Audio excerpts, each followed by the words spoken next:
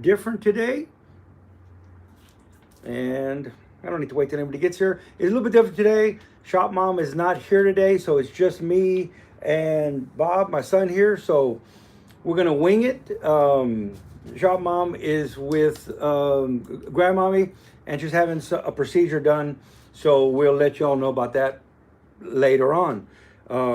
Right now, since it's just me and Bob and Bob Miller even in, so we're gonna just wing it. We're winging it today, Bob. So we're gonna talk about whatever we're gonna talk about. And Frank. So, once again, I'm just saying that Shop Mom is not here today. So it's just me and my son, Bob, and we're going to wing it. So we'll see where this goes. It may be a train wreck. I'm going to go ahead and apologize now for that. So there's no moderators. There's no Shop Mom to keep me in line. So we'll just wing it. We'll talk about whatever y'all want to talk about. We'll talk quietly. We'll talk loud. I'm going to start off with some water. See if Terry gets here.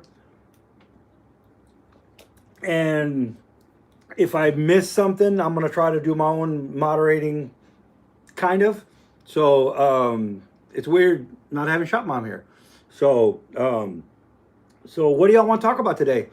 Anything in general? Anything specific? You want to talk about Smokey Belongs? Maybe that's a good way to start for people to just getting on that might find this later on. So I'm going to start off, and I probably should have started already, because I do believe this is real important.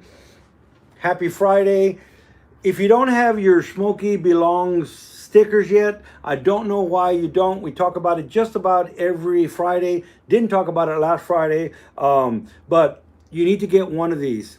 And with one of these will come 2 more of these. These are from Trish at SmokeyYunick.com. They're totally free. There's no hidden agenda at all.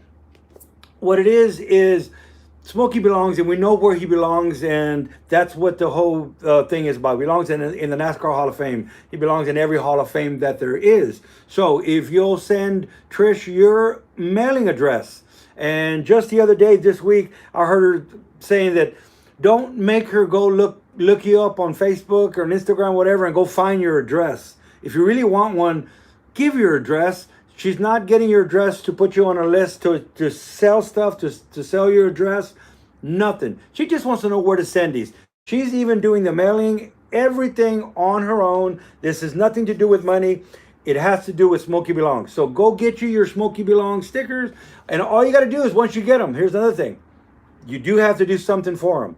You have to take a picture of it on your forehead, on your Smokey door, on your Smokey hot vapor engine, on your car, toolbox, good place, and take a picture of it and post it and put hashtag Smokey Belongs. Probably go ahead and tag Trish Yunick as well, but that's what you got to do. You got to just take a picture of it and just post it on whatever social media you prefer.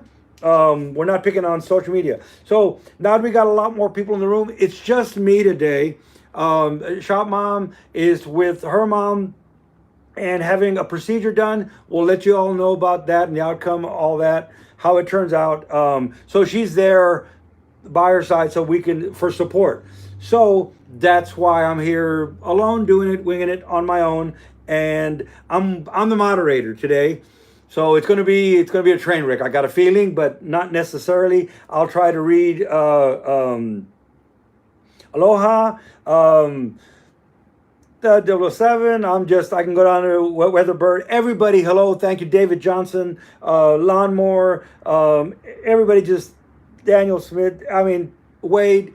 Everybody. If I don't read, I'm bad at doing all this. I generally have Shop Mom.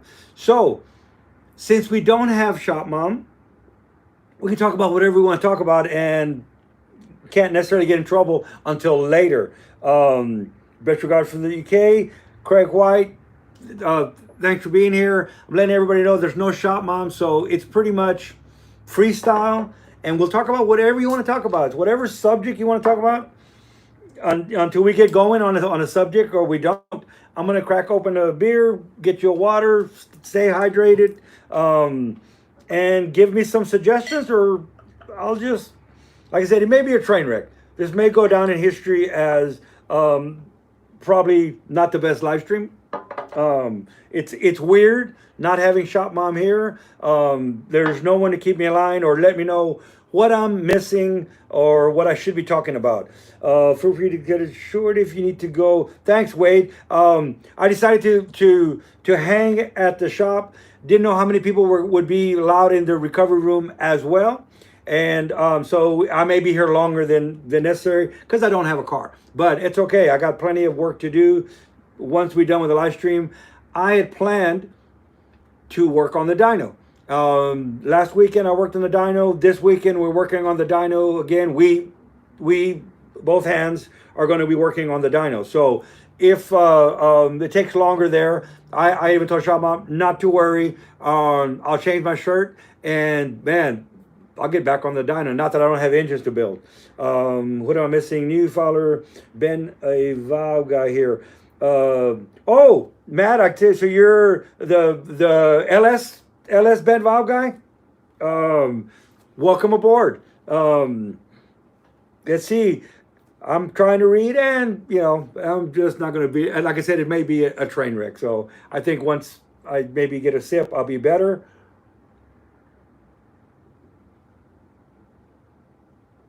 Oh, I am. Thanks, Fred. Look at that. Hey, Danny.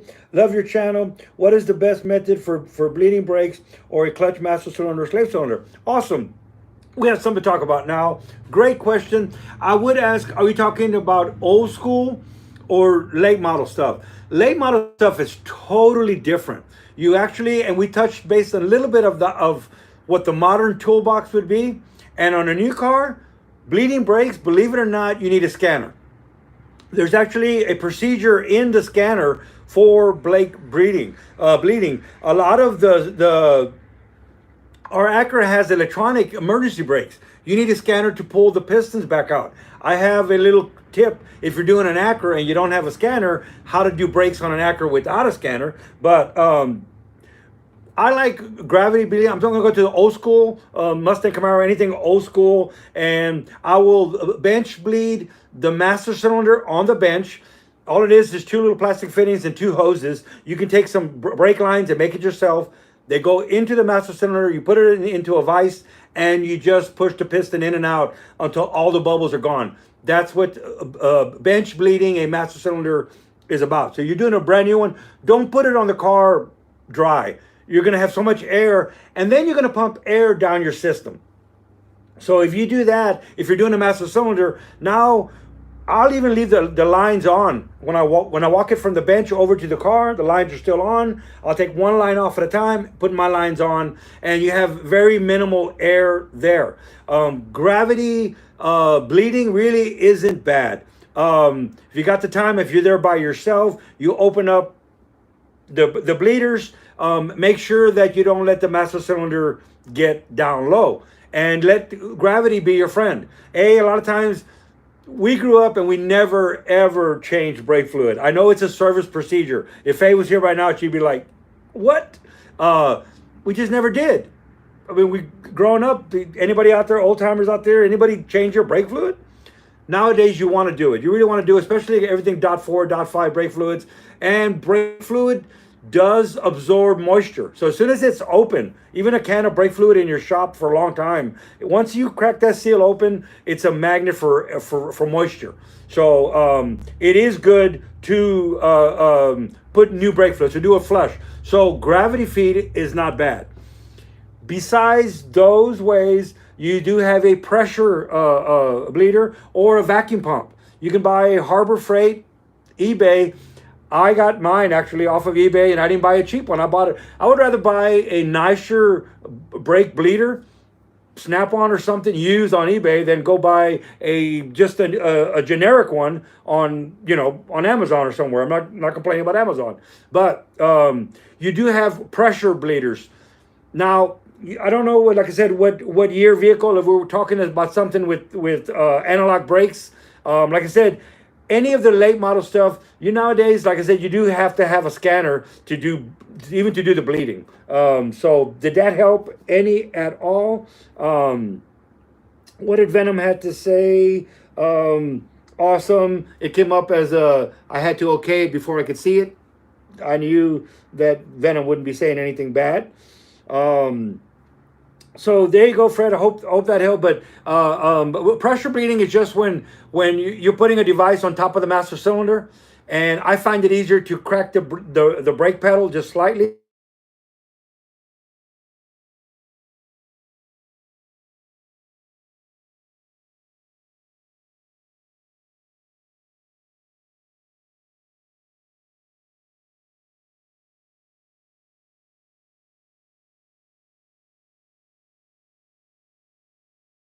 No, when you're bleeding by pumping the brake, remember old school guys, we pump the brake, have your kid, someone pump the brakes for you. That procedure, start at the rear passenger first. You always go to the furthest wheel and go to the furthest wheel first and work your way in. Rear passenger, rear drivers, then the passenger front, and then you end at the drivers. So you start from the very last one first. And like I said, it's actually not a bad way to do it the old-fashioned way. What I do is I take a bottle, put a hole in it, stick a piece of hose in it. I go get some clear hose, like from an aquarium. Home Depot has them, wherever you may be. Clear hose. Stick it in here. Put some brake fluid in here first. Put the hose in here down into the brake fluid. I stick a coat hanger on the top, and I hang it from my spring or the suspension. Put this over to the bleeder, and that's going to ensure that every time you open the bleeder and close it, that you don't suck any air back in. If you have a good rapport with who's ever doing the brake pedal, I always say pump, hold, I crack it loose. You don't want to spray brake fluid all over your suspension. It's going to go in here. Back in the day, we would just open it, let it go out. But nowadays, you don't want to do that. So that's going to ensure that if the person on the brakes, maybe for one thing, says, I thought I heard you, and they let go of it, it'll suck brake fluid back in. If they let go of it while you have it open, you just sucked a lot of air back in. So, all right. Hope that helped. And I'm going to have another drink. And I don't think Terry's here. Terry may have not known that we were doing a live stream. I didn't know we were doing a live stream till about 20 minutes before we started the live stream. I thought, you know what? I'll go ahead and try this solo. And Bob was here, my son, but now he's had to go as well. So I'm totally solo. So like I said, we can talk about whatever we want to talk about. Want to talk about food? Texas brisket? Where's brisket from where you come from? Sauce? No sauce? Anyway.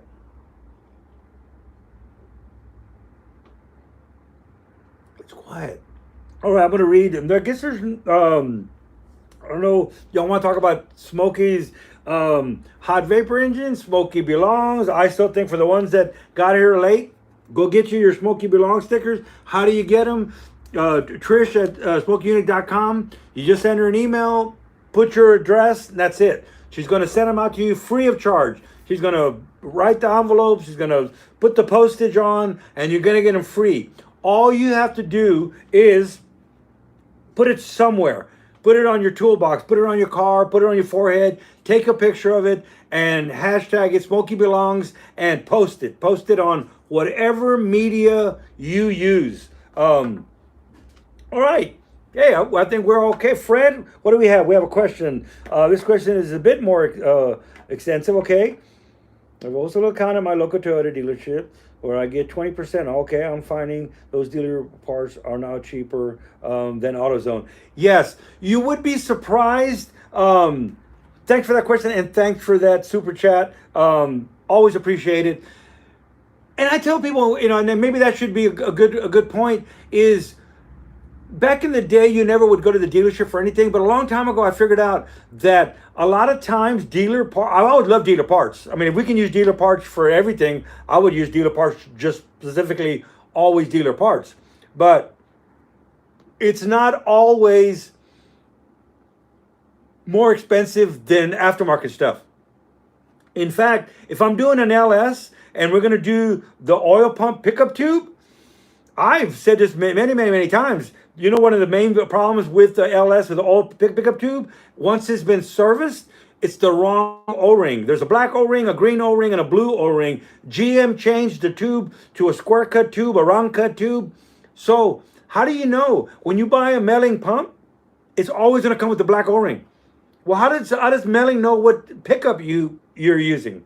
And it's very important that you have the right pickup to match the right O-ring. And there's 3 different O-rings. So what do? It's real simple to just call the dealer parts, give them your VIN number. It's a $7 O-ring. Get the correct one for your tube, and you're done. Tom, thanks for joining us. Maybe you can moderate from where you're at. Give me some insight, give some help. Austin is here. I hope that helped. But yes, always nowadays, and Faye would totally agree with this. Use Toyota parts. If you find a part that's extremely expensive, and there's a comparable part, cheaper, but cheaper is not always better. A lot of times I'll get factory OEM parts on eBay. I'm going to say it every time, but I'd rather have a new old stock part than a brand new aftermarket where it came from. Austin, don't feel bad. I want to go to Austin because he called earlier. Forgive me, Danny. I forgot to clean out the bolts. And Shop Mom told me. I heard a little bit about it. I'm on the way to the dealer right now to get a new bolt. Yes. And on that bolt, when Shop Mom told me, I said, if all the rest of them torque down right and they're torque to yield, in a torque to yield bolt, for the people that don't know, all modern stuff is not just torque it to a certain size, a certain torque. You're going to step up on it. And I could explain why that is and why the whole process is, and it'll make sense to you if you want to know. If anybody wants to know why there's a torque to yield bolt to begin with, everybody thinks they're junk and it's just, but we won't go there unless y'all want to know. But we were doing our son's Edge, and a couple of the torque to yield bolts didn't feel good to me. They just felt spongy. Brand new bolts in a set. I had the old bolts sitting in a box. You always put brand new torque to yield bolts, always.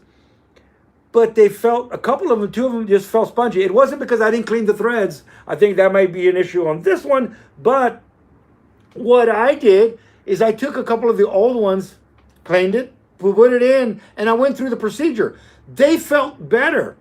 I didn't take all the bolts out and just can them all. All the other ones felt good. For some reason, 2 bolts in this particular set, man, and I could have just said, but in my mind, what did Chief always say?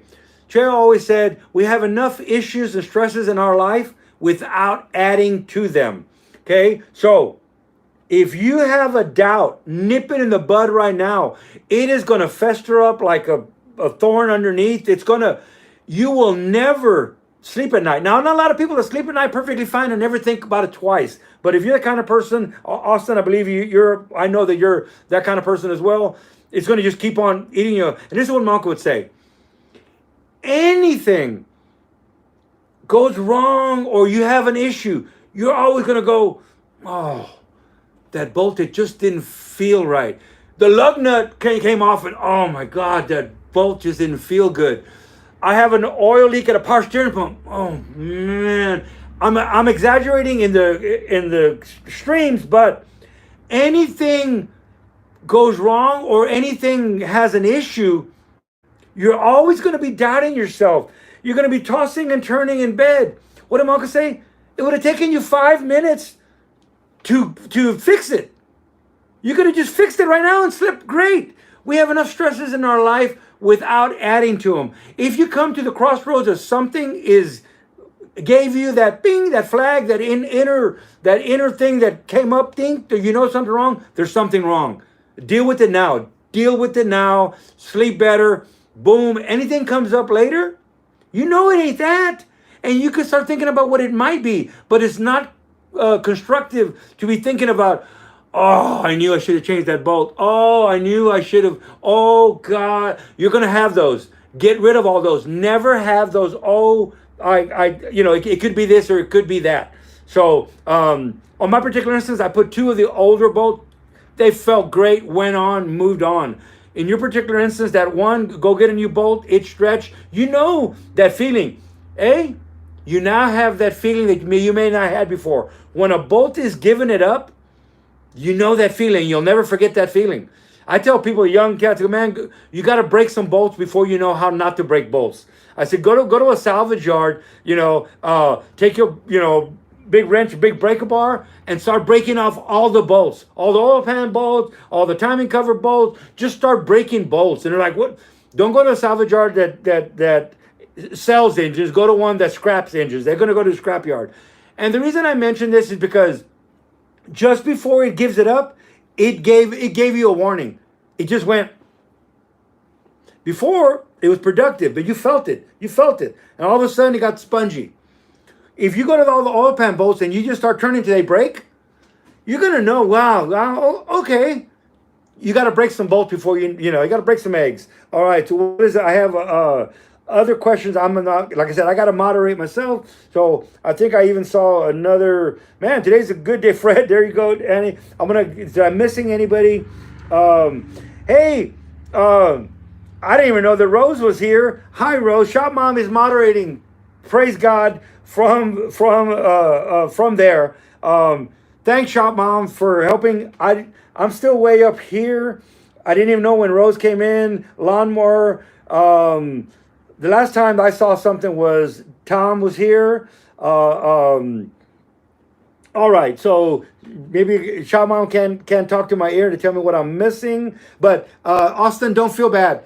And the advice was just change out that one bolt. All the rest of them are torqued fine, right? They felt good. They torqued fine. Don't go pull them all off and go buy a whole new set of bolts. And don't pull them all off to start the procedure again. You torqued them correctly in line. You're just down to one. That one bolt isn't going to affect anything if you put that one bolt and torque it right. So don't go loosen them all up, and then now next time you're gonna have another bolt. I think she said you went 100 and some degrees, and that brought up a flag. Was that correct? But this is a Volvo, so I'm gonna defer to your Volvo expertises. Expertises, is that a word? Shop Mom, help me out here. All right, what did Lawnmower have to say to Fred? On the DIY side, I found the OEM filters from the Toyota dealer less expensive. Yes. And that actually is good, Fred. If for everybody else, call the dealer first. If it's way too much, fine. But dealer parts are always the way to go if you can get them, if they're local. Some areas there's not a dealership close by you. Like I said, I'll go buy dealer stuff from eBay. But all right, so awesome. Let's see, Dave Johnson, Smokey used a Chevy chopped for right.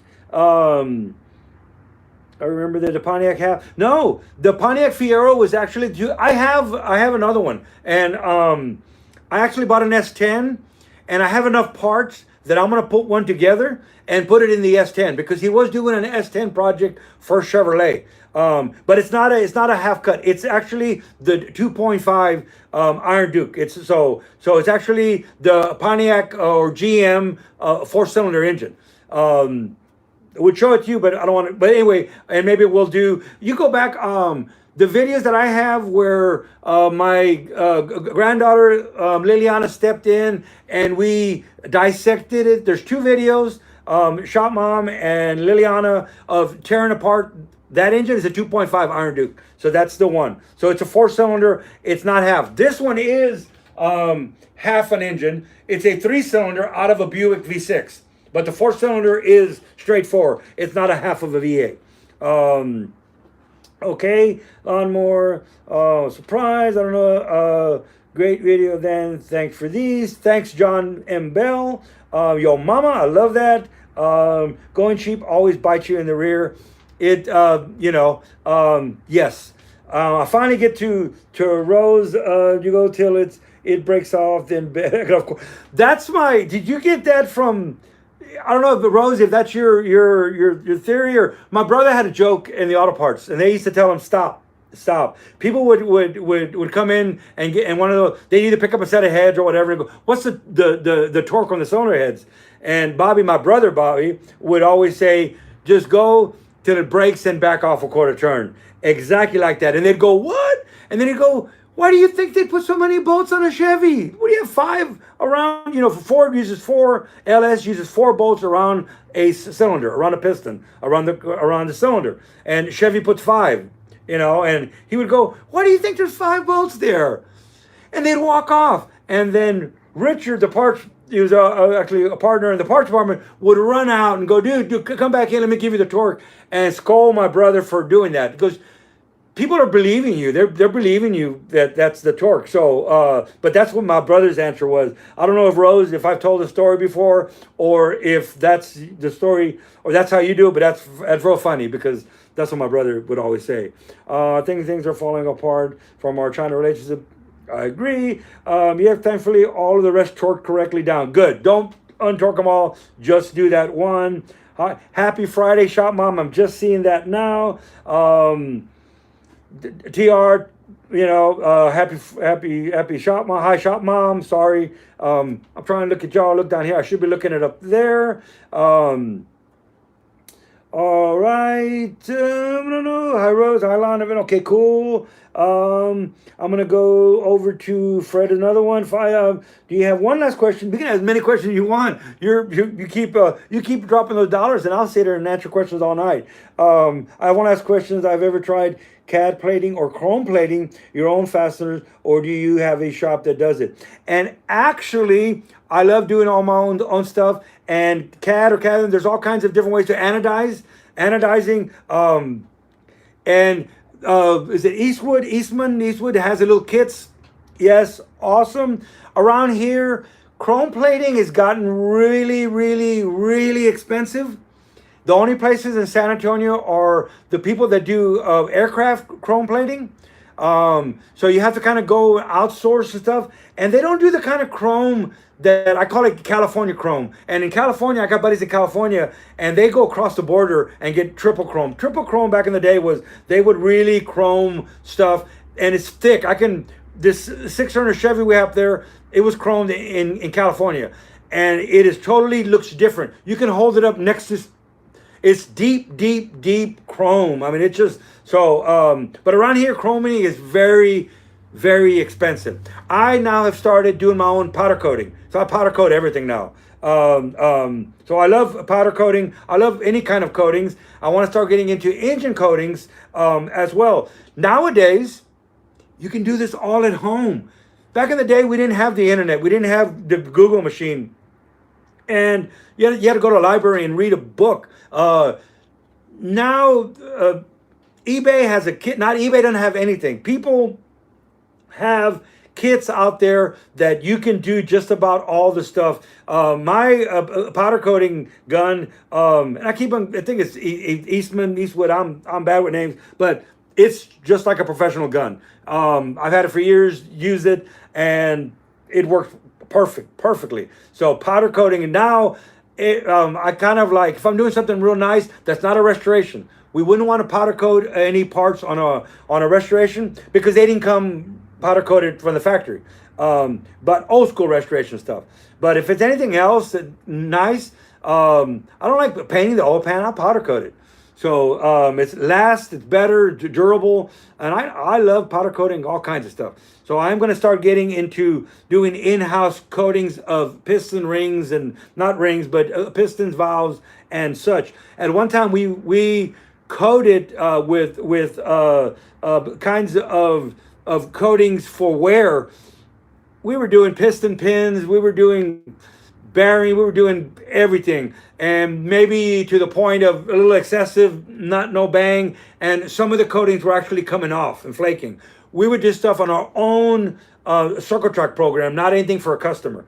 So, but nowadays you can send stuff out and get coated fairly easy. Yes, let's see.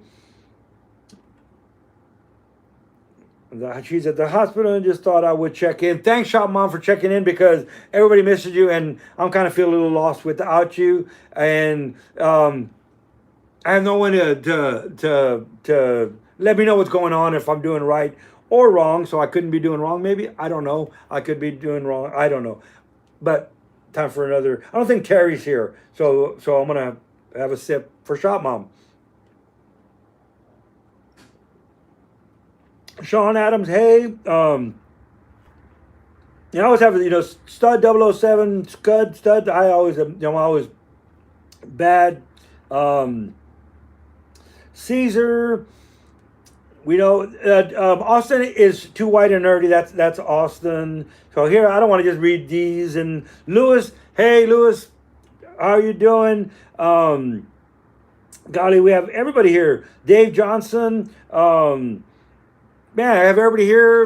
Everybody can look at all the cool stuff. I'm into models as well, and so I mean, I don't know what I want to get into. Ceramic coating, yes.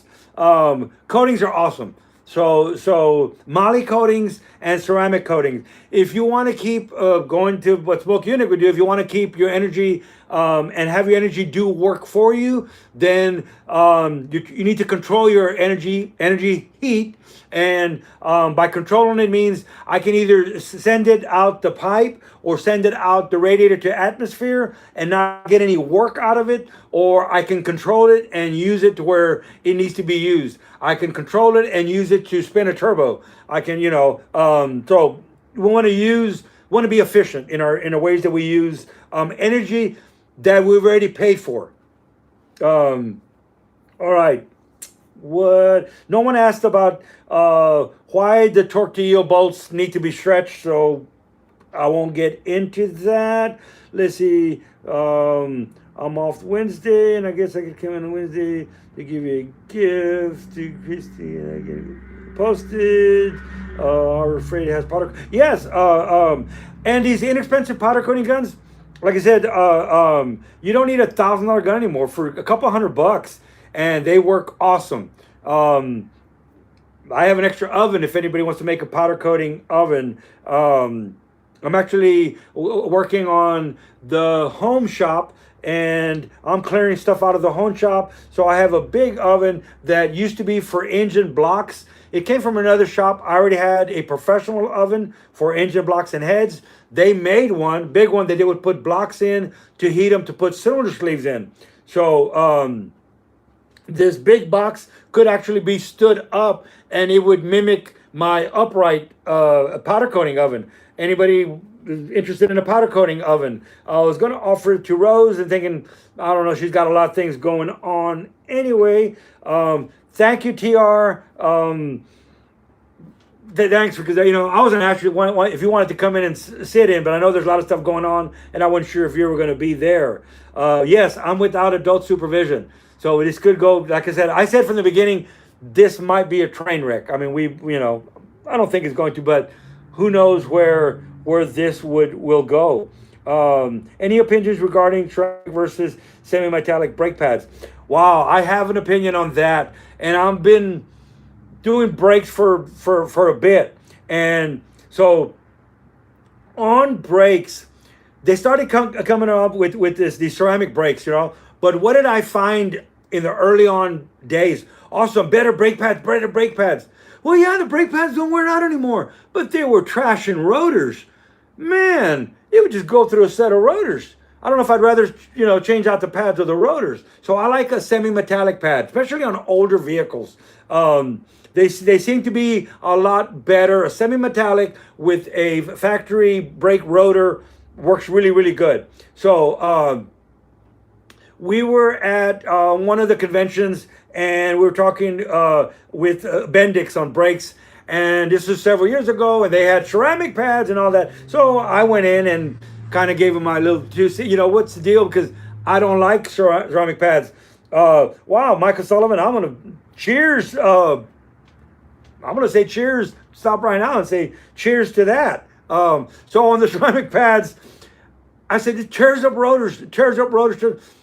What Bendix is saying, when the manufacturer started going with ceramic, they as well started going with ceramic because they sell OE stuff.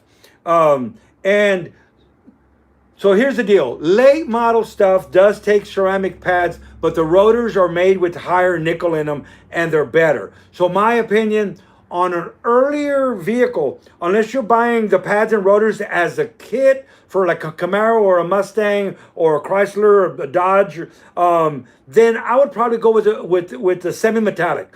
I just find that even a soft, regular, old-fashioned pad, you're not tearing up stuff. Everything wears about the same. But like I said, once I started doing ceramics early on, I hated it because the rotors just did not last. All right. How about the boat stretching? We're using the boats. All right, Lewis. Lewis asked, so now I can talk about that. I'm cracking a fresh handle of Tito's. All right. Maybe that's why the very generous a gift there. And if you were here, I would toast to if you don't want some good vodka around here, that's what it's going to be. All right. So answer one about Tom about pads. Here's the deal, and let's not all hate on torque to yield boats. And you want to know why change something that's working, okay? And here's why they changed something that working that wasn't working in the garage sense. Okay, so when you torque a bolt, what you're doing is you're stretching the bolt. The bolt has elasticity to it. Think of it as a rubber band. Okay, if I put a bolt on a cylinder head and I don't pre-stretch that rubber band, it's just going to be on loose, right? So as soon as we start getting a load on the combustion process, heating, we don't have anything holding the head down on the gasket very well. So we need to have a built-in sponge, let's say, or elastic to let stuff expand and contract and yet keep the right kind of force on the gasket. Okay, so we put a bolt in. We know we're supposed to clean the threads. We know that now. If we didn't know that now, ask Austin. Not picking on you, Austin, but sometimes we got to just throw ourselves on the sword so that everybody understands that we're all doing this. So you want to make sure you clean out the boat holes. What I see a lot of times is they pull the cylinder head off and coolant will get in the boat holes or oil. They don't clean them out. When you go to put a bolt in, you cannot compress a liquid. There are certain fundamentals in the automotive world that you cannot compress a liquid. And I've seen either too much oil on the threads, they dip the bolt in oil because, I saw somebody tell me, make sure I don't put one in dry, too much oil on the bolt, or too much coolant because they pull the head off and coolant went in the bolt holes. You go to torque and you crack the block. No matter how you try, might as well get it, learn it now. You cannot compress a liquid. Just like two things cannot occupy the same space, those are some formulas, some things, or I don't know if I use the right word, formulas. You might as well learn. They're going to help you out in whatever you do. Try driving. Two things cannot occupy the same space. That's called an accident. So same thing with an engine. The same thing with a liquid. Try as you might, you are not going to compress a liquid. So torquing the head down cracks the block. Sometimes that cracked the block and then the bolt stripped and you thought I stripped the bolt. No, you cracked the block because there was liquid in there. Okay, all that being said, you want to make sure it's clean because the engineers at the bolt company, Chevy, Ford, Chrysler, ARP, they know, and when you start changing a bolt, like an ARP bolt, it's a different subject. The bolt torque changed. Why? It's a different bolt material and they need to stretch it to a different torque spec. That's why when you change bolts on the rods and the mains, you must check your housing bores. A different subject. So you need to stretch that bolt so that you have this like a rubber band pre-stretched holding that on. Now as things change, everything expands, shrinks, and contracts, you still have the right loading pressure on it. But using a torque wrench, here we go. Using a torque wrench is kind of silly because now I have to teach you, and it's hard, especially in a book. Now we have videos, and we could do videos now of how to properly use a torque wrench. Back in the day, we had a torque wrench with a wire on it, a rod. Y'all remember this? All your old school guys like me, the torque wrench, which we thought growing up as kids, I was like, oh my God, I want to buy a click torque wrench. I remember laughing at it, thinking that's so unprofessional. It's actually a little more professional than you might think. It was a torque wrench that had a rod going in the center of it. And when you move the torque wrench, that rod moved. Well, there, you're actually feeling what you're doing. It was actually the best After a while, you could throw that torque wrench away because you were feeling and seeing what you were doing. You had a visual to the feel. Okay? Then all of a sudden, we threw those away because they were primitive. Now we find they're not so primitive. They're more accurate than we were thinking. And we get a click torque wrench, right? You said it. Click, click. It clicks when it's there. Did you know that if I pull that torque wrench, I'll make a click? I pull too hard, click, it clicks. All right. I went through click, click, click, click, click, click, click, click. I heard a bunch of clicks. They're all torqued correctly. No. Did you pull slowly, slowly, slowly, slowly until it clicked? Because if you jerked it, you know what happens when you jerk it? No, there ain't nothing good going to come of it. It's going to be premature. All right. So now here's another thing. So in other words, the manufacturers, yes, GM, Ford, and Chrysler could torque head bolts, and had no problems. Once it's out in the field, and the guy in his garage or whoever pulled the heads off and put them back on, started having some issues. Okay, and here's the issues. It's a real long explained conversation, but here's the issues. Friction. If the threads aren't clean, make sure you put your head bolt in and out. If you can't turn your head bolt all the way in and all the way out by hand, don't put a speed ratchet on it and go, oh, yeah, I can tighten it. No. Take your bolt and put it in and go all the way in and all the way out by hand. That's perfect. If you got to use a ratchet or something to turn it, you already got friction. That friction already threw your torque off. Are you getting where I'm kind of going with this? The next thing, the top of the head of the bolt, you got to put a little bit of oil on the top of the head of the bolt and right where it goes down and, get that flat spot. Put a little bit of oil, a little bit of oil. A little bit of oil there and a little bit of oil on the threads. The engineers had a perfectly clean thread, no friction.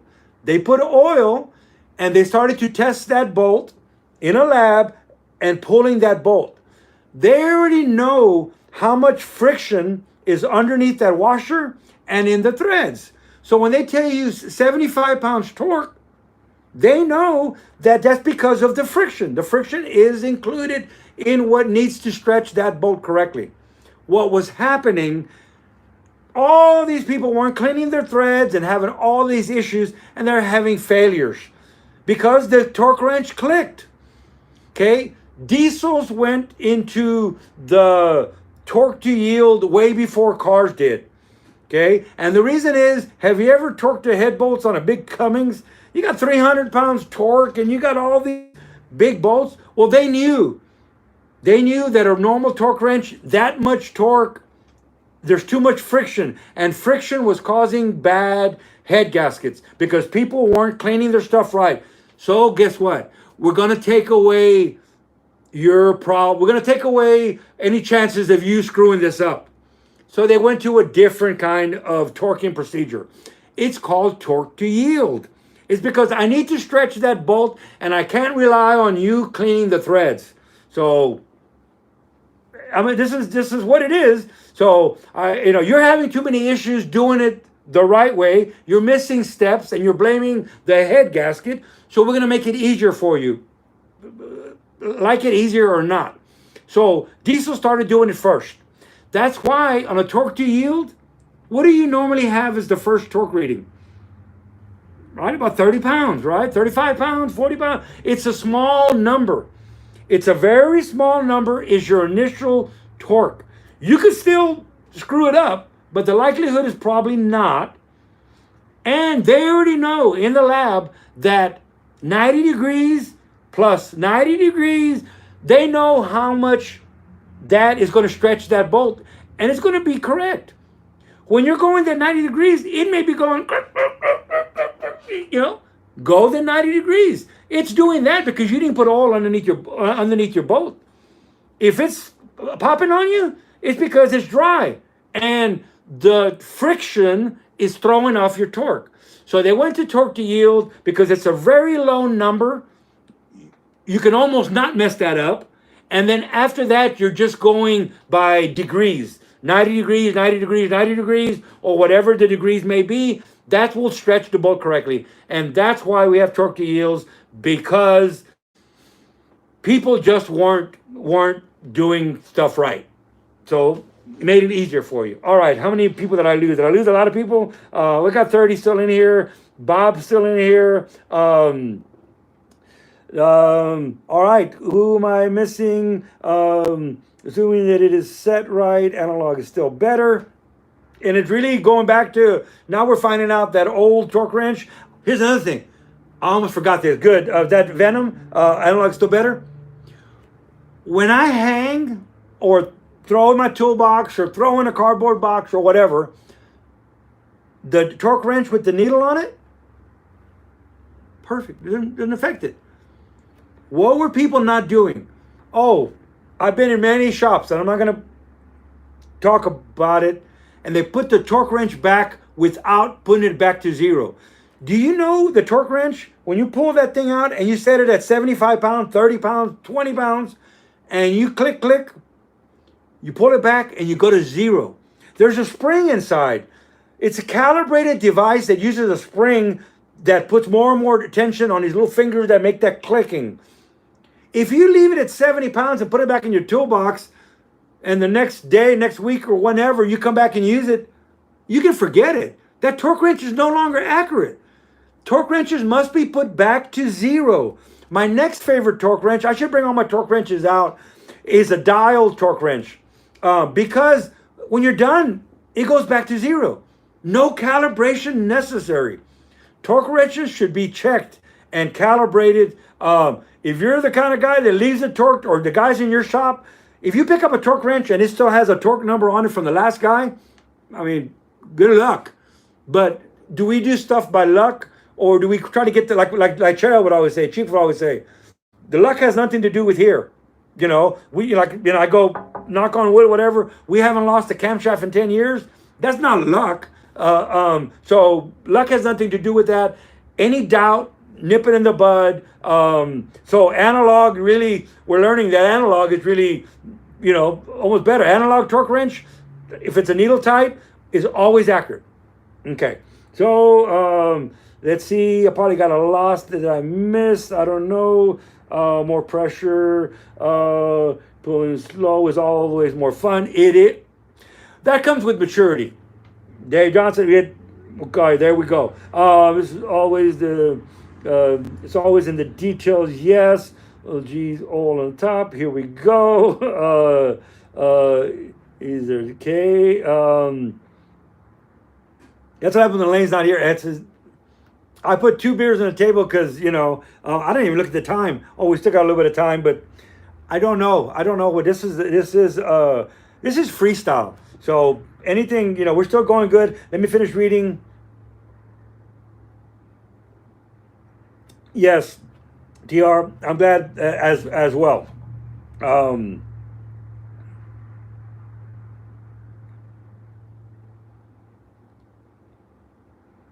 Yes, and Lewis, one of the common, I shouldn't say common, I don't know what, probably not the right word. One thing I see a lot on a flathead, a majority of the time, it's not the flathead's fault. I almost tell people, when they ask me about torquing a cylinder head, and I know it sounds so funny, I said, throw the torque wrench away. But you can't really tell somebody throw the torque wrench away. If you grew up with the needle one, like I said, you have the feel already. You better use the feel when you're torquing a flathead, especially in older cylinder heads. If you're buying a brand new set of Offenhausers or a brand new set of Edelbrocks, it's a little bit different. But any of the old cylinder heads, if you torque it down to what the book says, you're gonna screw it up. You'll feel it. It just feels soft. So sometimes I'll go to 30 pounds if that's all it wants to. It's telling me 30 pounds is this is it. But the old way of doing a flathead was, It's a composite gasket. It's a real thick gasket. You bring it up to operating temperatures. You shut it down. You let it heat soak. Heat soak, it just means when all the temperatures equalize. So you may have some hotter temperatures, around the combustion chamber. You may have some hotter temperatures around the exhaust ports. Heat soaking just means you've allowed all the heat to dissipate and everything's now even in temperature, and you retorque the heads. We should have been doing that on Chevy, Fords, and Chryslers. Then Felpro came out with the Teflon blue, no retorque, the Permatorque, remember? No retorquing necessary, and you really didn't have to after that. That Teflon blue Felpro gasket isn't a composite gasket like the Felpro has, like the Flathead has. So you can't go by somebody's torquing procedures because they're probably using a different gasket. So that's another good tip. If you ask somebody, hey, what did you torque your head to? Make sure you ask them, what gasket are you running? What fastener are you running? What head are you running on any engine? So on flatheads, I let the engine, especially if it's older, like on Lewis, you have an older set of heads, I'm going to let it dictate to me. I'm going to give it 30 pounds, see how it feels. You may go 35. After it runs, it heat soaks. You go back and you retorque. Generally, if it's an older cylinder head, 2 retorques and you're done. A lot of times on new stuff, it's going to stretch and it's going to shrink up a little bit, and you may have to retorque, one extra time. But generally, well, what I like to feel is after my first retorque, which is going to be, it's going to heat soak. We're going to come back and retorque them all in the right torque sequence, and then we're going to run it again. And what I like to feel is that next time, it's just pretty much it's done. If I got another one, a little bit I get, but if you keep on every time, there's something going on. There is something going on. But generally after the first run, retorque, heat cycle, cool. We run it the next day. After that retorque, it generally stabilized, and that's when I know everything's good. Okay. You might take the camera from Danny. Yeah, I don't want to get too zany, too happy, too something. I don't know. I may not ever be allowed to live stream again. All right. Everybody's here. It's awesome. Everybody. Hey, I'll do a live stream for 2 people that really care. So I don't know if Rose is still here or not. Back it up and forward or not. It's poop. Okay. Dorsey, I do not like my click torque wrench. And the click torque wrenches are okay, but there should be, I guess I should do a video on torque wrench etiquette, how to properly use the bar one, the click type, like I said, because it's an awesome piece of equipment. My click type, they're Snap-on digitals, and it actually, as you're pulling in, the light starts to change the color. From yellow to green, beep, and it beeps. But my round dial one, the Snap-on one, is nice because I hold it. So when I go to 70 pounds, let's say, and you'll see, when I hit, that would be, I guess I do need to do a video, because when you go to 70 pounds, like a Chevy main or a head bolt, and you hit that 70, and it just keeps moving a little bit. And I'll keep holding it at 70. And it may go that much more once it hit 70, but then I kept on pulling at 70. I don't pull more than 71, 70 right there. I'm not pulling any harder. But once I hit that 70, it kind of just slowly keeps going. So I put 70 pounds of preload on it. All right. Yes, and they're polished, beautiful. I'm really glad that we're going to get back. We're going to put this thing together. Lewis's one has been going on for a while, but it's turned into a lot of brand new parts, 99% French flathead. So that's going to be a cool one. And that one would be it's going to be a real cool one. So now we're looking for some scat rods, and we've been waiting for over a year. And I finally found out our salesman is no longer there. So he was just telling anybody anything, a month, one more month. We were at SEMA talking to him. And, so it's kind of like, well, one more month, why not wait? And, Elaine calls, at least every week the last while. And then all of a sudden it's like, well, he's not here anymore. So we get our new salesman, and it's like, oh, no, we've never even had a date on the books, on the computers. we now do, the castings are coming in this day. Long story short, we're going to go with a brand new set of French connecting rods. So, but anyway, that's going to be a great one. I'm glad to get back on that one. TR, we are being good. There you go. So, Tom, you can moderate from where you're at. Like I said, I almost called you because you might want to get out of the house, come in and moderate. I can't be there with her, so I'm sorry. All right, we're with my Friday family. There you go, TR. Everyone, please give Danny a thumbs up. Thank you, Dave Johnson. And Rose, yes, you still are here. Awesome. I encourage everybody to, if you like fabricating, and I kind of sometimes I feel bad, like, I don't want to always, Rose is the best, but if I'm going by the person, actually, we love Rose, but I like fabricating. I like making stuff.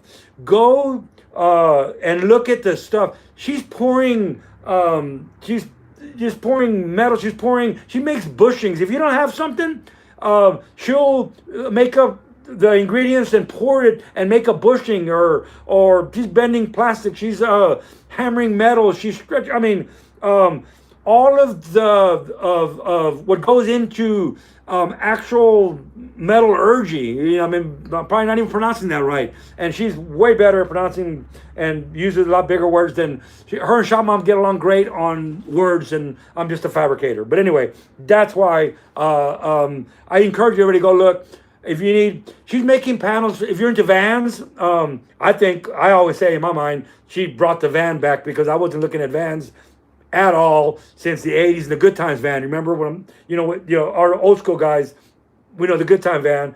And man, vans, I've seen a couple that I actually gone, why am I looking at vans? But vans are cool, and they're cooler now. I don't know if is that a word, cooler? But anyway, I don't want to make her feel uncomfortable by always go look at her stuff, but that's just the way I feel. But anyway, gotta run. All right, Lewis, we'll see you next week. I'm sure we'll talk to you next week, or we'll see you. Thanks for stopping in. Dave, you might talk to Steve Morris if you can't find rods. These are our, and here's the deal. They're flathead connecting rods, made by Scat. Nobody else makes them for a flathead. And Scat's told me, well, our salesman at SEMA and many times since then, is we have the other rods that everybody uses. They sell a stroker kit with rods and pistons. Okay, they have those. They were out for a long time, but now they have those in. The rods that I'm looking for are for a stock rod diameter. What Scat did is they went to a 2-inch journal so they could use a Chevy 283 rod bearing. So they changed the rod diameter to a smaller rod diameter, use a Chevy bearing, and that's why their cranking rods need to, they're, so I can't buy those rods and put them on our, we have a stroker Merc crank. So it's a factory crank.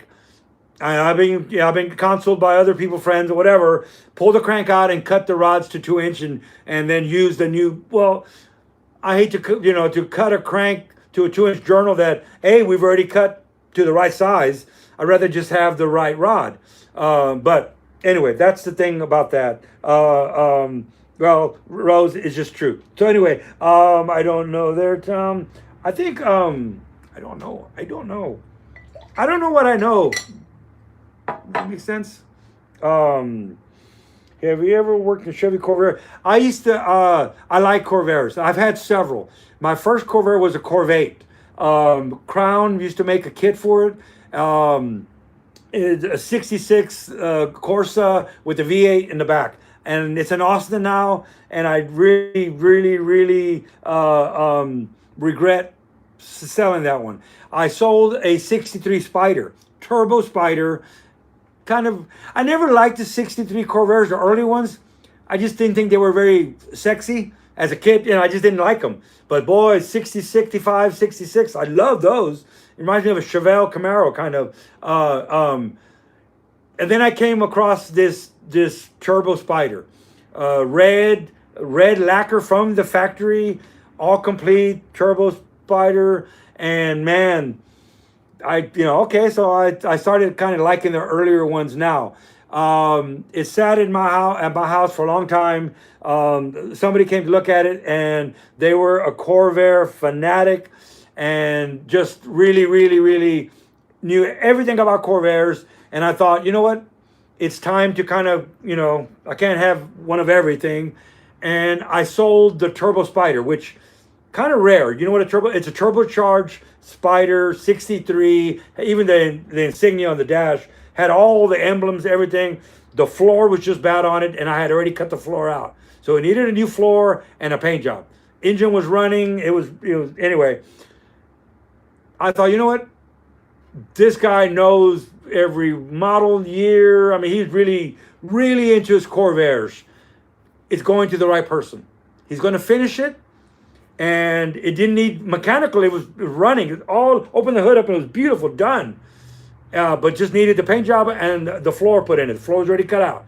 And I thought, you know what? This is going to somebody who really, really, like I said, he knew everything about Corvairs. I sold it.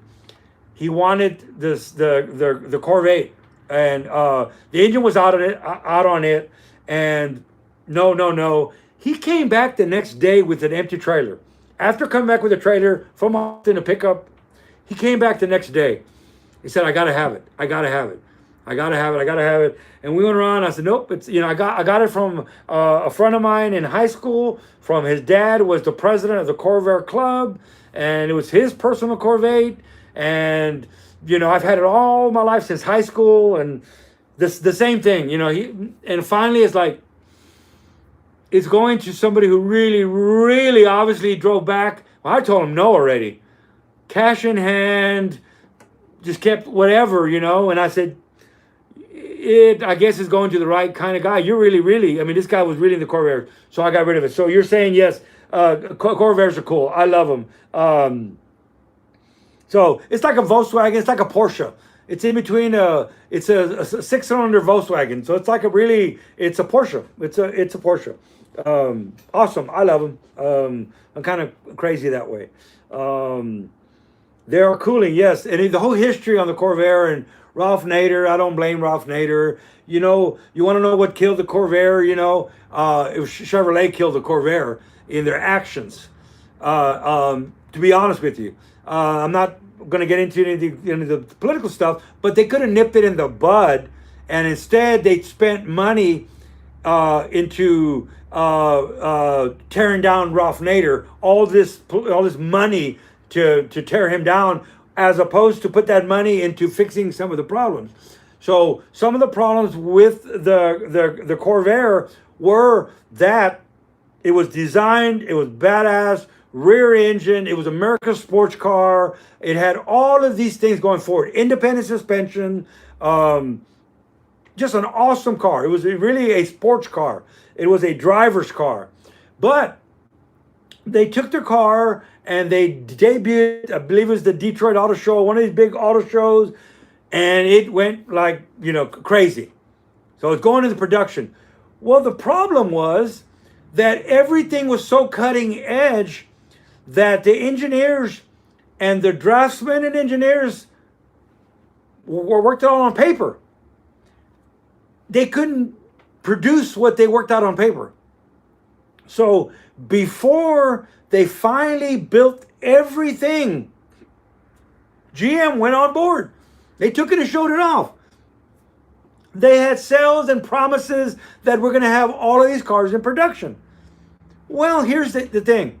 It was going to be an all aluminum engine. Okay? They could not for the life of them adhere. First they tried with an aluminum cylinder sleeve, a jug. And if you remember, they attempted that again with the Vega. We'll get into the Vega if you want to go into some of the history on aluminum cylinders. Well, so it didn't work out.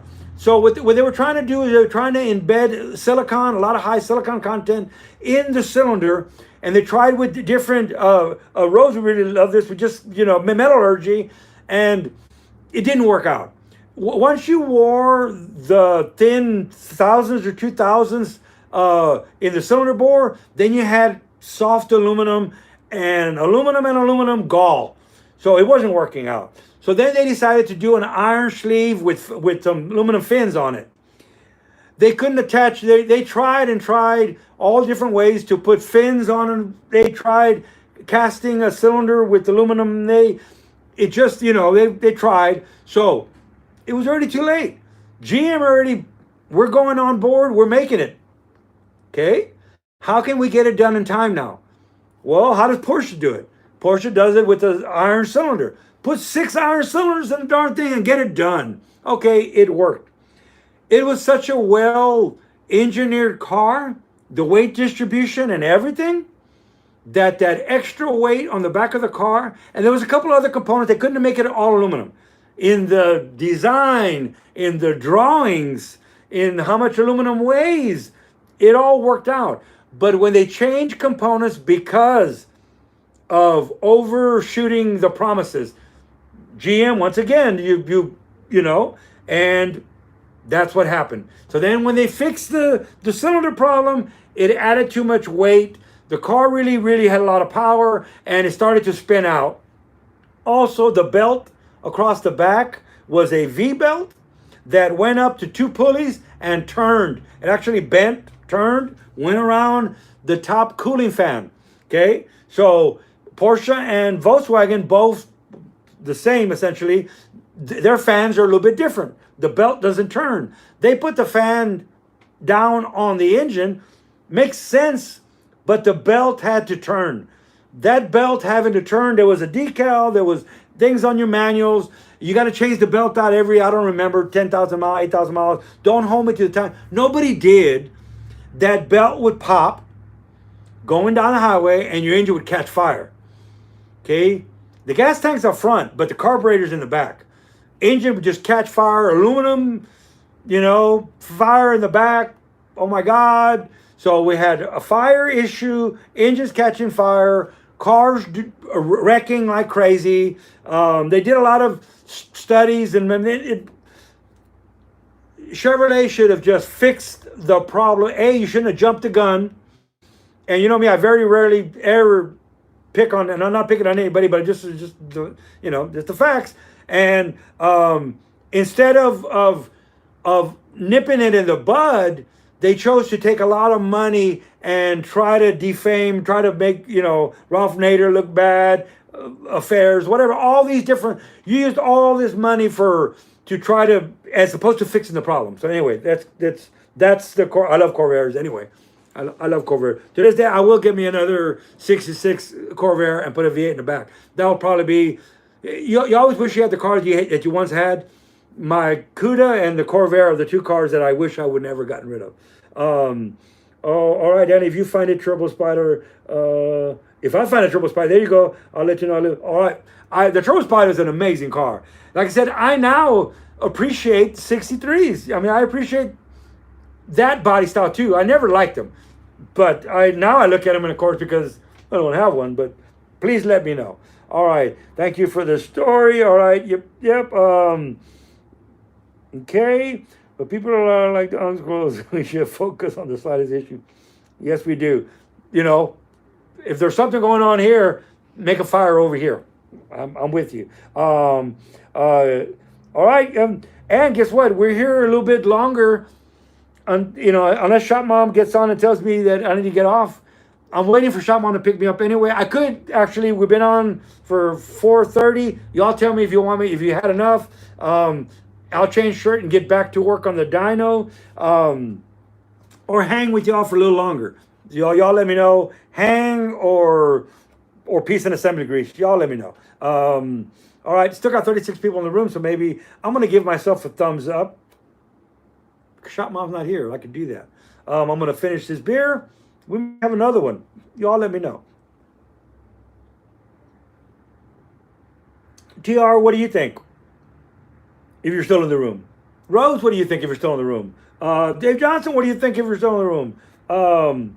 Beers. All right, Kevin. I got 2 beers, so I think we're going to have another beer and stay in a little longer. Hang and more beer. I think the TR says let's drink. So, and I'm a lightweight, So what a shop mom says, for every beer, we have to drink some water. So I'm going to do that. TR, what are we having at your household?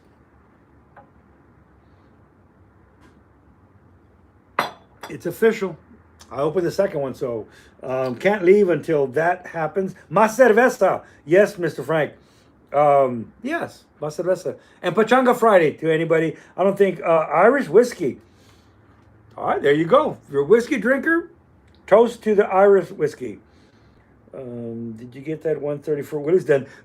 I guess that's what I should be doing. It's getting closer. It's getting closer. Today, I think I dropped some videos. The cranks in the block, pistons. Now, what's really left is just the final assembly. All of the, I had to mess with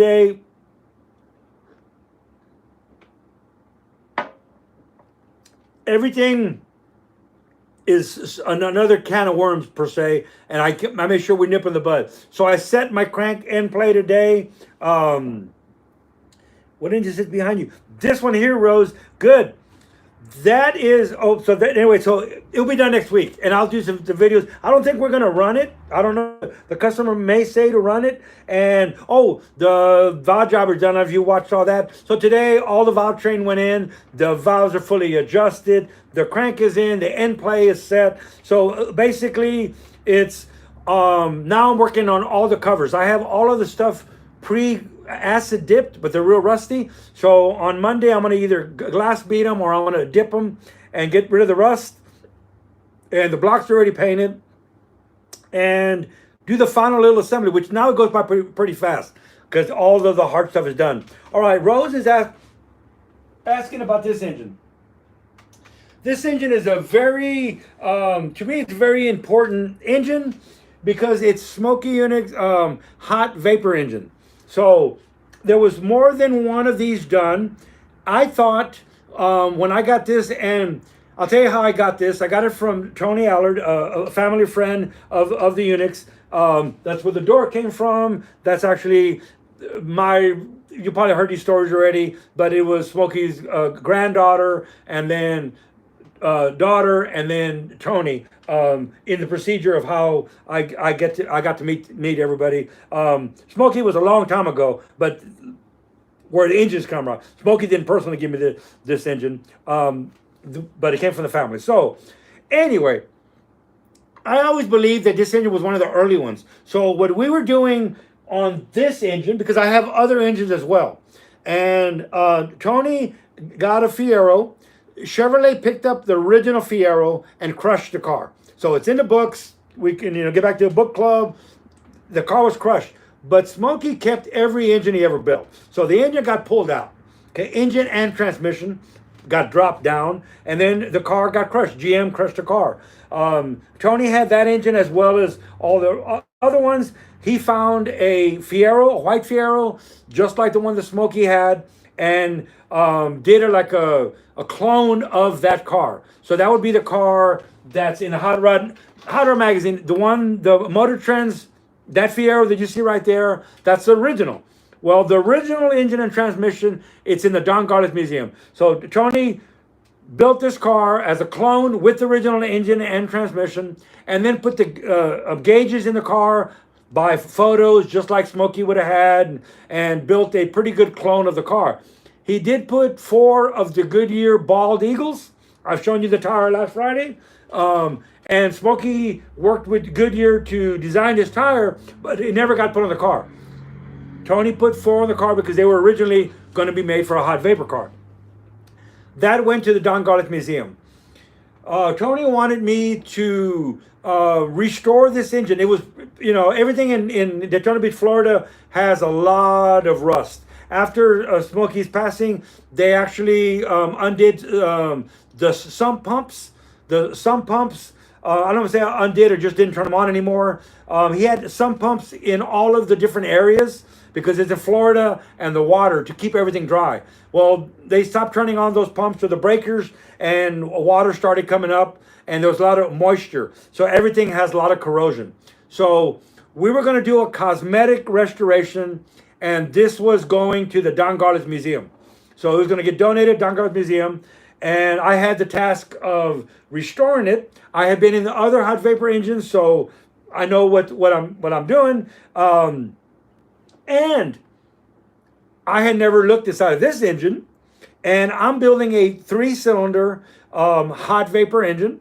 Been building it for a long time now, and opening the shop didn't do good for my Smokey Yunick stuff, because we've been here 10 years and I really haven't done much for 10 years. It's really kind of, anyway, don't need to get there. So I was building one. I knew how I was going to balance it. I knew how I was going to block off half the cylinders by pictures and what I thought how I would do it. It was awesome when I had the task of tearing this down, cleaning it up, cosmetic restoring it, getting it back together again so it could go to the museum. And awesome, because I was doing it the way the Smokey did it. So what I was going to do is I was going to add weights to the crank. I'm making a kit for a 4.3 V6. So anybody at home could pull their S10 or whatever they have with that V6 and rows. A lot of vans have the 4.3 V6 in them. You could pull. You're not going to pull one in a van on a weekend, but you could pull it in. When you got my box that we were going to sell, it was going to be a kit. It was going to be the camshaft, the weights, the gaskets, and everything you needed to convert it over to a 3-cylinder hot vapor engine. So you got to your vehicle, you pulled off the intake manifold, you pulled off one cylinder head, you pulled off the front of the engine, harmonic balancer, timing cover, you pulled the cam out, you pulled the oil pan, and then my kit was going to have 3 weights. 3 weights that you put on the crankshaft. Because my kit was going to be something that you could do in a weekend at your house. So, and I wasn't sure if Smokey drilled and plugged or welded the oil holes on the crank, how he stopped oil from going into half the engine. Okay, but in my mind, it was going to be a retrofit kit. So my weights weigh the same as what you're pulling out. So when you put the weights on and their size, so as soon as you put the weights on and you torque the 2 bolts on the 2 halves, it blocked off the oil holes. Now it's balanced exactly right. Put my camshaft in, put the front cover on, oil pan back on, block off one cylinder head, just like Smokey did with one piece of aluminum. And so it was neat that when I got to pull this apart, it's like, that's what Smokey did. So when this was all done, I had a certain time to do this. So I documented everything in photos and as many pictures. And I degreed everything, documented everything, put it right back together again, clean. There's a lot of stuff that you can't touch or you have to be careful with. One example, the aluminum plate that's covering up this side here. Once you pull the bolts off, there's X's in a pencil mark. Everywhere that Smokey put an X to drill the holes for the plate. Well, if I were to Scotch-Brite the aluminum plate and make it look like a nice brand new aluminum plate, so I had to clean it and get the oxidation off without removing the pencil marks, because that to me is historic. The fuel pump, if you know from the Buick V6, they were odd fire until GM called Smokey and said, help, this engine is ship, it's just not working out. So what did Smokey do? He took on that project and he fixed all of the inherent problems. The head had to be recasted several times. Smokey would pour it and weld, and he would, flow and test and send the head back, and GM would recast another head, and it went back and forth till they got a better Buick Grand National now, right? So he went from an odd fire to an even fire. It had a bad shake in it. There was a lot of issues with the first, rendition of this motor. This is basically the early one. This fuel pump has red marker, Smokey's handwriting, that says even fire. So odd fire, even fire. Also, once he fixed the problems with the V6 Buick said, all right, we want to take it to NASCAR now. And Smokey said, it's a piece of junk. I fixed what you wanted. It couldn't even be a regular engine that survived. The oiling system was bad. It shook really bad. There was so many issues with this motor. I fixed them all now. It's a good production engine now. And you want to race it in NASCAR. You want to actually have a NASCAR, so it was a, GM, Buick wants what they want. So he did do a circle track, a NASCAR engine that could actually work in a NASCAR situation. But he worked really close with Crane Cams. Crane was right there in Daytona Beach, Florida. I asked why a lot of the Buicks, like all the hot vapors, not all of them, but a lot of them have a two-barrel GM carburetor, a Rochester two-barrel. Why do they all have Rochester two-barrels? Like I said, not all of them, but a majority of them. He had a lot of them left over. Because when he fixed the problem with Buick, he just kept on sending him a bunch of engines, and he would blow them up to find what the problem was. He would do updates on the cylinder head, blah, blah, blah, blah, blah. When he fixed all that and it was all done, he had a lot of leftover engines. That's why he chose that platform. Not because, in his idea, this platform will work on anything. Read his books. And the hot vapor procedure process works on any internal combustion engine. He just happened to do it on this one because he had a lot of them. The reason there's two-barrel Rochesters on my Chrysler is because, a Chrysler was a two-barrel Rochester. And this is a Chrysler he built for Chrysler. But it had a two-barrel Rochester because he had a lot of them. So this one, because of Buick's, wanting to go to NASCAR, he worked with Moroso as well. So there's a lot of, you got some old Moroso catalogs. This is Smokey's patented pulleys. When you start running really fast in NASCAR, you need to slow the water pump down. Look at how big the pulley is. So it was patented and it was sold through Moroso for NASCAR use. You see a lot of these in NASCAR, big water pump. You're slowing the water pump down because the RPM is so much higher, you don't want to churn the water. The valve covers, underneath the valve covers are roller rockers, a complete awesome set of roller rocker setup. So he had a lot of this stuff left over. This got a lot of those leftover parts. So this one here is the 3-cylinder Buick. Okay. I thought it was version 1. Am I missing anybody? Do I keep going with my stories? I don't want to, if you're tired of the stories, I'm going to take a drink and let me know. Do you want to keep going with the Buick V6 story in the hot vapor engine? Or have some more beer? I don't know. I need a moderator. All right. Oh, Kevin watched the floating old pickup. I've been biting off and yes. You got to figure that Jeep, this is a civilian Jeep, but it's the same as the military Jeep. So these things were made to go at any angle. This is just, is made real robust. It was made where anybody could build these military Jeeps. They had, as you know, Willis Ford, there was a lot of different manufacturers, and they all gave them the same plans. They may be casted by different people and have some variances, but they were all making the same Jeep engine. So, all right. So, Kevin and I asked the same about the old Devil engine. I love those engines. So, yes, they're great engines, and there is a lot of stuff out there. You can build one almost with everything brand new. In the showroom, we have one that we built for a friend of ours that has a brand new intake manifold, brand new carburetor, brand new exhaust manifold, brand new connecting rods, brand new, and all this stuff is so awesome. They come in these boxes with Cosmoline with old military numbers. There's a guy in El Paso that I think he has a place in California as well, and he divides his time between the two, that just bought a tons of old surplus stuff, and he's selling it. And there's a couple other people selling it. eBay is a great place to find this stuff, but you can actually build these old, the old, Red Devil motor. You can build them with a lot of brand new parts. So I didn't know there was so much love for the old Jeeps, but awesome. Let's see, Rose, do you only form metal bush? No, she does neoprene, or Rose, you tell him. She does. Go watch her stuff.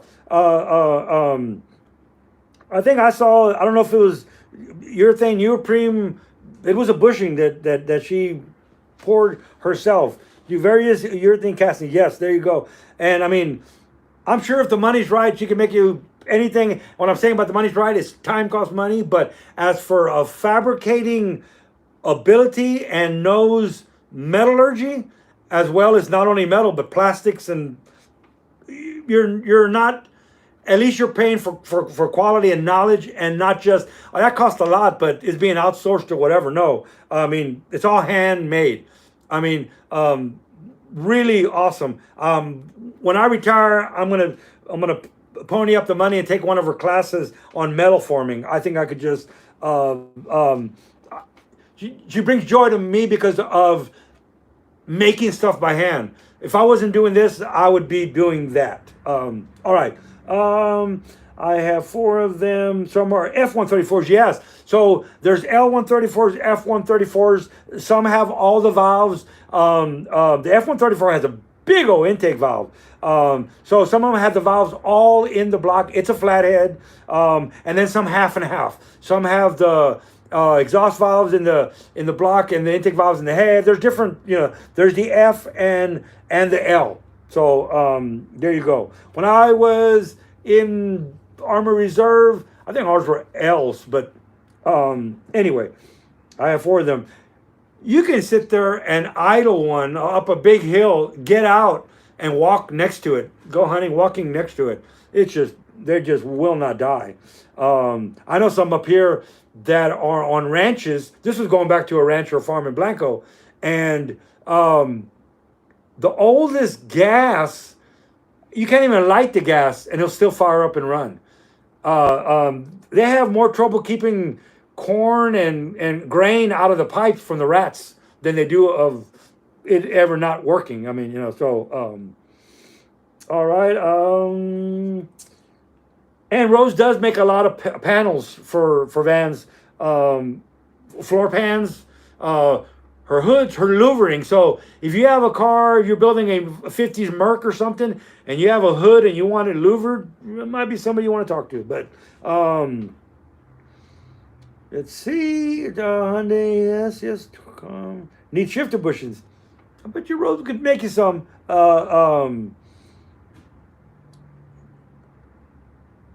They will bet around 300 horsepower. Okay, there. All right.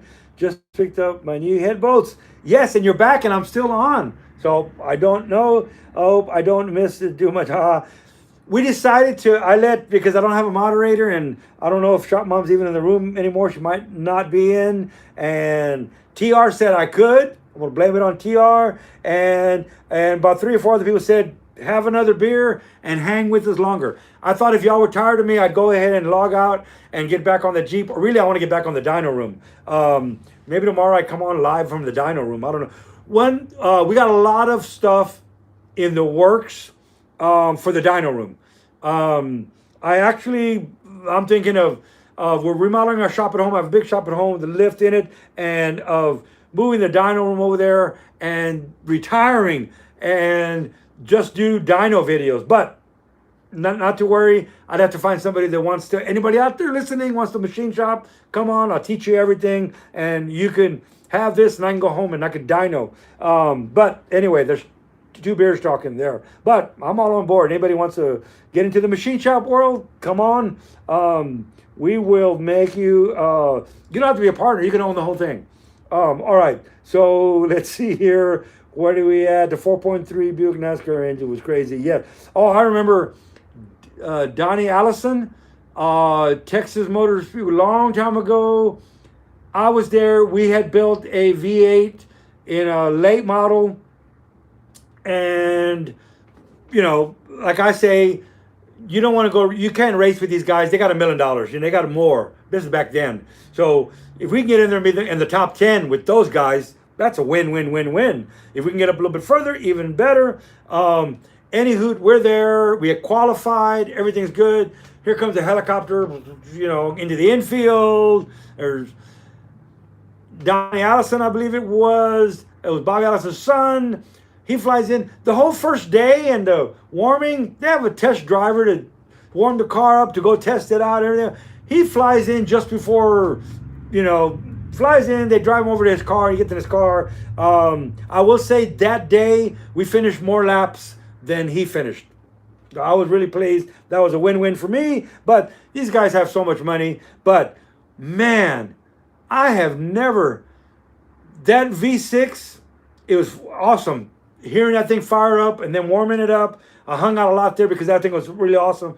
But hearing it go down the straightaway, I think that thing did turn 9,000 RPMs. It was just an amazing thing. That was just one heck of a motor. All right. So what did Rose have to say? A 4.3 Chevy had those. Yes. And there's my 4.3 version is the non-balance shaft version.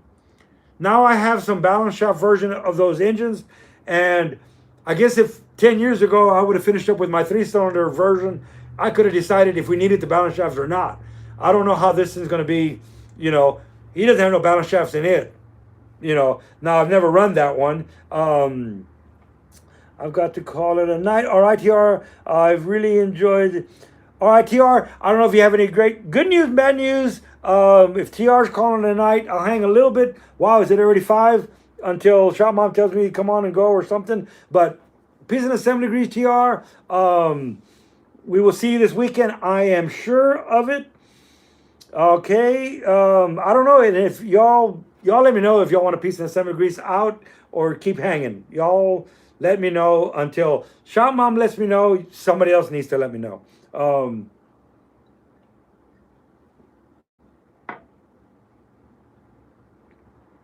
Is to keep the screen off the bottom. You know, as far as I know as well. So, and it's only going to float so much. So it's not like it's floating all the way to the top, but you don't want a, you know, you got to figure a military vehicle probably not going to get oil changes as much. When we were there, we just checked the oils, you know, and they told us when it was time to change them. But we don't want the oil. We don't want to screen. Everybody thinks put the screen down at the bottom of the pan. You're going to suck up everything from the bottom of the pan. So you want to come up off the pan a little bit. Okay. All right, Matt's hanging out, so it might just be me and Matt. I don't know. Soccer besides Sunday, Florida. Yep, 90,000. Good night. Need a payment. All right, Dave Johnson, I wore you out, so I feel like I've done something. Piece of assembly grease. Go take some pain med. We'll see you next Friday. I get a Venom, hang, have another beer. So, you know, I don't need a lot of encouragement to have another beer. I don't actually drink that much beer except on live stream. Anybody knows me, I have a fridge here. I got a fridge at home, and there's got to be just beer in it. Because if there's not, I just feel, a lot of times I'll just sip one all day long. All right. I hope everything goes okay with it. Thank you, Rose. I hope things are going good. It's supposed to be home tonight. So, okay. On this engine and why I thought it was, if you all want to know or not know, if I don't have anything else to talk about, I'll talk about this engine. And it's historic in more sense than not. It was Dave Johnson's. It was a Smokey Yunick, so that's historic in the sense. But what happened? All right, Caesar, we'll see you next week as well. Yes, don't feel bad. You don't have to hang with me all day. I'm hanging because I have nothing else really to do, but I actually do have stuff to do. But as long as somebody or two people are here, have a beer with me, then I'll have a beer. I think Sean mentioned that her mother is in recovery earlier. Thanks, Wade, because I missed that. So she's in recovery. Awesome. I always thought this was version 1. So GM, Smokey, as you know, worked for GM, worked for Ford, did stuff for the Hudson Hornet, did stuff for every manufacturer. Okay, and what happens is he would get out of favor with GM. Then he went to go work for Ford, and he ran Ford's university program for a long time. And then he went back, as a wake. Thanks, Bob. Awesome to know. So, in one of the instances, General Motors came, could have been Buick. General Motors came to Chevrolet and wanted him to work on a diesel engine. And you remember the early GM diesels, some of the old school guys that have been out there? Smokey saw it, and I was telling everybody, I'll get you to 80% of the story, 90%. Go read the book.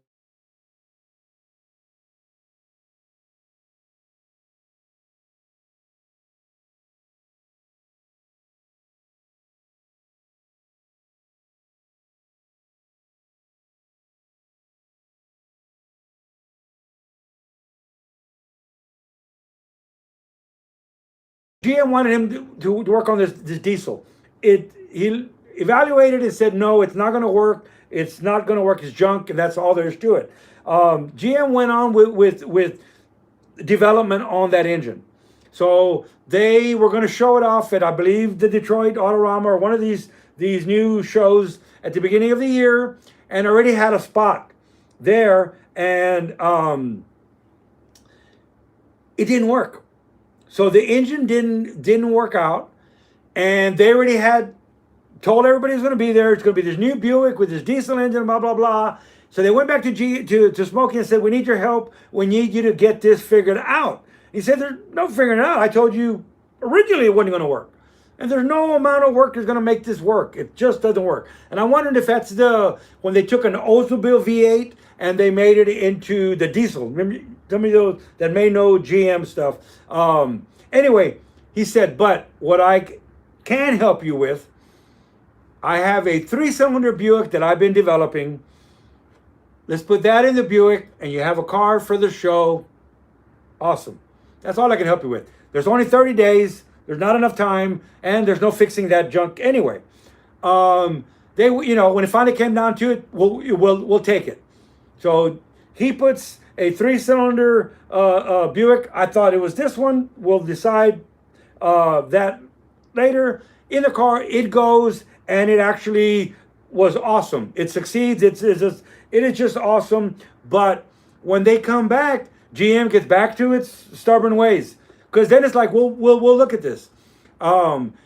It went over to Southwest Research. It went over to, I think, the GM Proving Grounds. It went to several places to get tested, okay, because it was already in the car, okay? That's why I thought this was that engine. Early, I have the test results from Southwest Research. So we have some of these test results. Early on, the first version, which that's what I thought it was points. It wasn't electronic. He didn't want anything electronics. Okay, so that's how that went. It tested awesome, passed fuel emissions, all of that stuff. Fast forward to today. Afterwards, then GM again, we're gonna go with hot vapor, and then no, we're not. Okay, so Smokey pulls the engine out like everything else. So I thought this was that version. We started getting more stuff from. We do a bunch of research. My brother-in-law TR helps with a lot of stuff. He's got a lot of this stuff. So anything that we find a lead, we'll chase it down and find out, well, were you working there? What story do you know? We take it as a note, but like what Trish Yunick says, everybody is going to come out of the woodwork and say that they were involved in this project. They all knew Smokey and they all helped on it. So no, that is not true. But so what we do, getting that advice early on, is just write these notes, and it may, pan out to something. Some things have at least the name of somebody else that may have done something. We have a lot of these little legs of stories that go on, and some of them have come true. I didn't know that this had actually gone back to GM and was tested by other places, but it had. So in the notes, reading some of the notes early on, there was a problem in one of the instances that it didn't, for the emissions test, you would think that nailing the carburetor is when your CO2 levels are going to be the highest. It's not. It's when you let off of the gas. All the raw fuel in the manifold goes down the pipe, and then you don't pass your emissions test. So in the road course, for the EPA testing of the road course, at a certain spot, every time that and back then they would have professional drivers.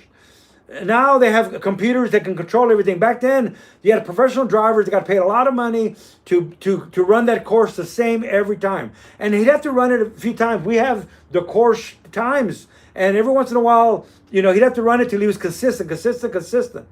It was not passing in the let-off in a certain turn.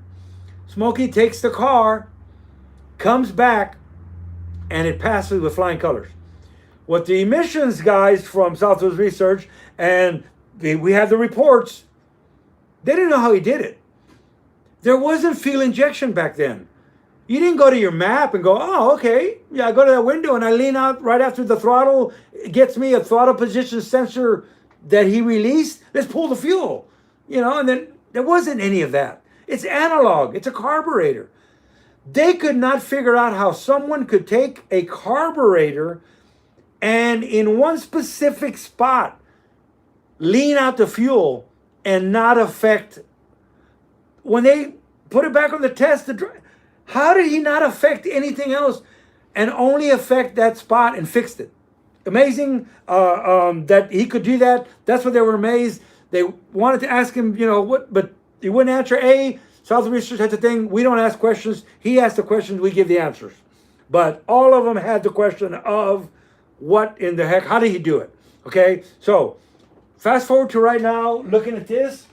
This came right off the dyno. This contraption you see right here, Smokey put on, he machined one of these for every engine, and this is where it went on the dyno.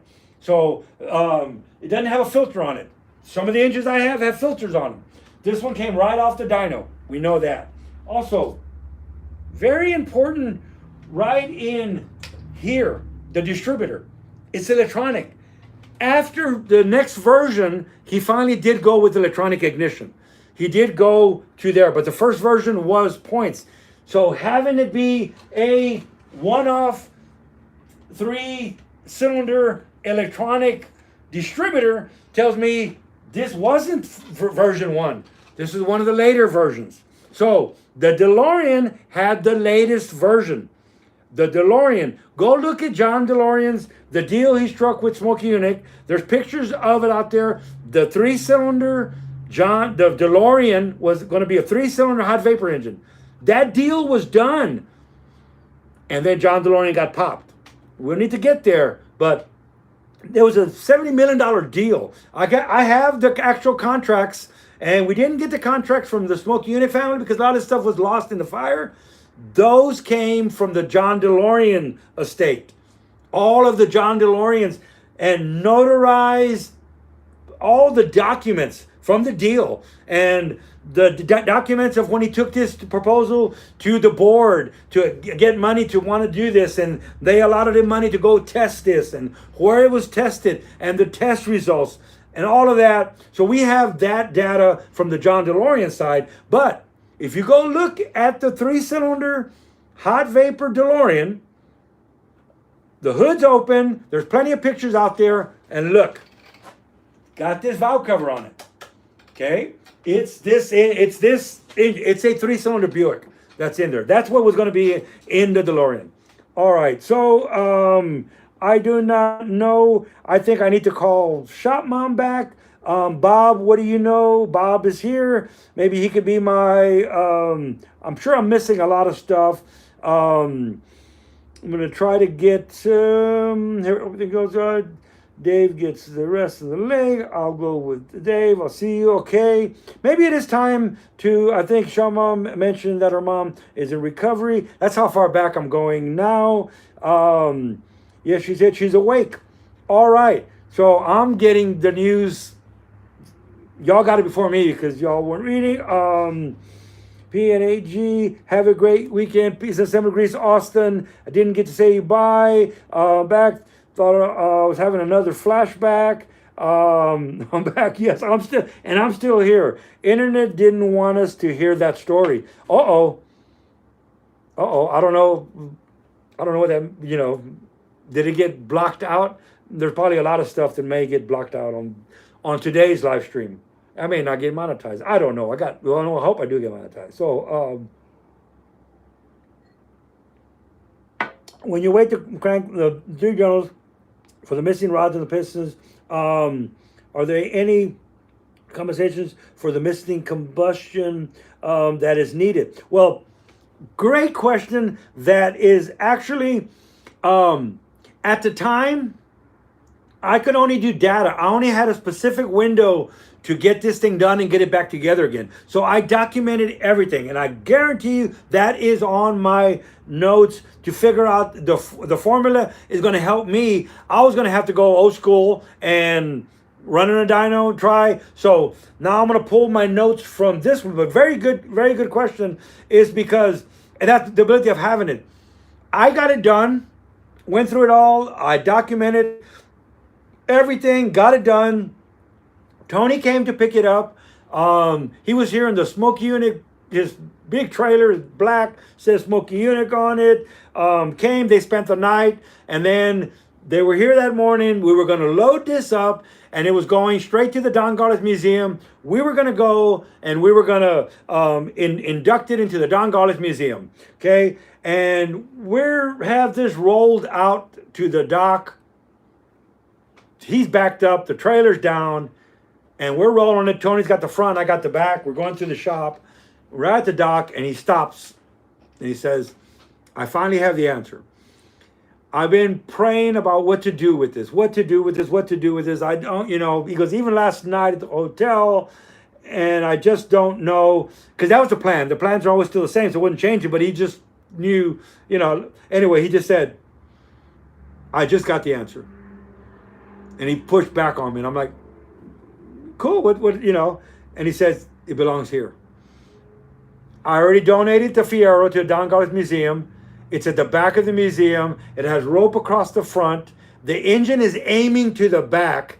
You see the front of the Fiero with a plaque that tells you about it. There's cars next to it. I've already had to send them another tire because they let the tire go flat. These are, Smokey only kept, 4 of them. There was 100 made, and Goodyear picked them all up. And then Smokey saved, 4, it was 8. Now there's 4 in the car. I have 1. Tony has 1. There's 6 left. So some got damaged when they went flat. So Tony says, here, there's no rope around it. People can come in and you'll talk to them for an hour. If they're actually, you can come in and touch it. You can come in and touch it. You'll talk about it. It's going to get more exposure here. It's going to get, people going to know about it. Over there, like he said, the back of the car is aiming back. No one can even see the hot vapor engine. He goes, he was going to put this engine next to the car. It was going to go into whatever, and not gonna, he just said it belongs here. I'm thankful for that. So we now have this engine. So now I can go back into it and do whatever I want with it. It's now mine. But I have all the data. So I weighed everything. So now all I have to do, it takes some time, is just look at those weights as compared, because on a connecting rod, you don't weigh the whole connecting rod. You do in a sense, but you don't. You have the reciprocating and the rotating weight, and then you have the piston weight, and you have the ring weight, and you have the bearing weight. You have all that, and there's calculations. So I'm going to do those calculations and see what weight those weights are. And that will tell me the percentage that is either Smokey overweighted, whatever that percentage, I'm going to do the exact same to mine. It's going to save me all the time of having to run it and see if it shakes. So that's what I'm going to do. But yes, I don't know quite the answer it is, but there is something there.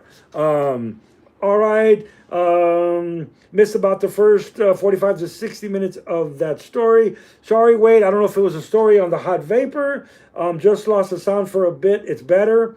I will slow down. Daniel, if I have a flat tappet lifter sticking, that's a good question. I think before initial break-in, should I hone it with a brake hone? Yes. Okay. Awesome. Because this is very important. And anybody else out there listening or that might come on later, if your lifter does not spin freely, don't think once it runs, it's going to. You're going to flatten the cam out. Back in the day, we didn't have this issue, and you could be I remember pushing in lifters snug, and they'll come up. So what I do is I hone them when it's in the cylinder hone. When it's in the hone, I'm honing the cylinders. I have a ball, a little ball hone. I put on the drill, and I lightly just hone all of the lifter bores. I don't sit there and hone them to change sizes.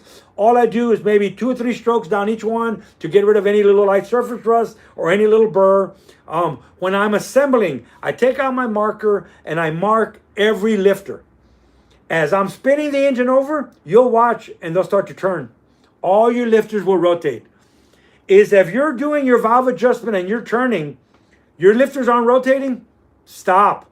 Pull that lifter out and figure out what the heck is going on. Because once the lifter sits still for a second and the lobe wipes it, the likelihood is that it ain't gonna, you gotta figure, just at idle 900 revolutions, it's gonna get a wear pattern that's flat. Once it wipes it flat, now it's gonna stop it from turning. It's gonna keep, wiping it right there. And it's gonna keep it from turning. Every time that it goes by, it should turn. It ain't gonna go like that. Don't get me wrong, but it's gonna move a little bit. As you're turning, you're gonna see moving. You're gonna see moving. And I look down, and all my, some of them moving a lot faster, some of them moving a little bit. I just take a marker and I mark all my push rods or all my lifters, and as I'm going, they're all moving. I'm happy. If I see one just stopped right there, I'm not even going to put a push rod because I drop them in and start turning them. So yes, make sure they rotate. If they don't rotate, don't expect that in running it's going to rotate. Back in the day, we did a lot of crazy stuff. We had zinc and phosphorus in our oil. All right, so great question. Go ahead and hone it now. Make sure the lifter just drops right in. That's another thing. When you put the lifter in, it should just drop right in. So when you're turning it over with no push rods in, they should just all be doing like this. You should be turning it over. They should all be moving. Even with 30 weight oil or AMS oil or whatever, they should all be moving. If you turn it and it goes up and you got to push it back down, stop now. Trust me, these days, that ain't going to work. Okay. So, all right, I think I'm going to, okay, I answered that one. That's awesome. Wait, I think that was the right decision, Kim. That's a good question. It is a good question because that's, a lot of people could get a lot of, we save a lot of camshafts. That's one of the things right now is that make sure. All right, don't worry about it, Danny. I have, all right, so I'm going to end the last questions and then I guess we're going to close it up. But let's say, hi, Danny. I have a warped magnesium camshaft case. Okay, all right. What is your opinion on how to straighten? Okay. Let me go to. I would if that magnesium case is going to something solid. So once that you tighten it, it straightens itself out. That wouldn't bother me. Yes, when I unbolt it, the cam gets tight in the housing, like a Pontiac. We just had a Pontiac 6-cylinder, and but if when I put the bolts down, the cam spins fine. I really wouldn't let that word. Magnesium is something that I would ask Rose if she was in there. I would be real careful with that. You could try preheating it and straightening it. Like I said, it's probably warped because it got really hot and maybe the head warped. That it mounted you. But once that's straight, if you straighten out the cylinder head, the head's not magnesium, and you got that perfectly flat. Once you bolt it down, it's going to straighten right out. So that's what my thing would be let when you torque it back down, it's fine. Not to worry because it's not going to be at a bind when it's torqued. The cam's going to spin just freely. So I would, but make sure the cylinder head top is flat because 80% of the things that I see is the head is warped and they just mill the bottom and the top stays warped. No, the top needs to be flat. Straighten the head out, make the top flat. That way when you put that housing on, it's going to straighten itself right out. So you could put it on a plate and put it in the oven, but I would be concerned of, yes, I straightened it, but did the housing bore, are you going to straighten it do you have an extra cam? I mean, I'd be really concerned. That's a housing bore. So, you know kind of what I'm saying? So put it in an oven on a straightening jig with no camshaft in, and you tighten all the bolts out, but there's no cam. You could straighten it, but you could also, oval out the cam bore. So be very careful with that. All right. All right. I think I'm going to call it so I can call Shop Mom. It's already been a while. She's probably wondering why I haven't called her back. We've gone for 2 hours. in 6 minutes. So I think I did great. I thank everybody for being here and hanging with me and keeping me going for this long. I want to tell everybody, piece and assembly grease. I don't know. I think I can. Yes, I can type it in as well while I'm talking. Maybe can I do this? Yes, I can. I can do a lot of things, but not as fast as I would like. So, everyone, thanks for hanging with me, making the time go by faster. I've enjoyed my beer. I'm going to call Shop Mom. Thanks for everybody being a moderator and not letting this train wreck get out of hand. Here we go. Peace and assembly grease, everybody. We'll see you next Friday. Hit me up during the week if you have any questions to give me kind of prep to what to start the next week. But a lot of times we just go freestyle. I don't know. Maybe next Friday we may have a guest. Maybe Faye will be back. I know she's back, but she's real busy. But I know we're going to be doing a lot of filming in the dining room. So anyway, that all being said, peace and assembly grease. I better call Shop Mom, and we'll see you next Friday. I think we will. I don't even know how to. Have I ever exited this on my own? Yes. We'll see y'all.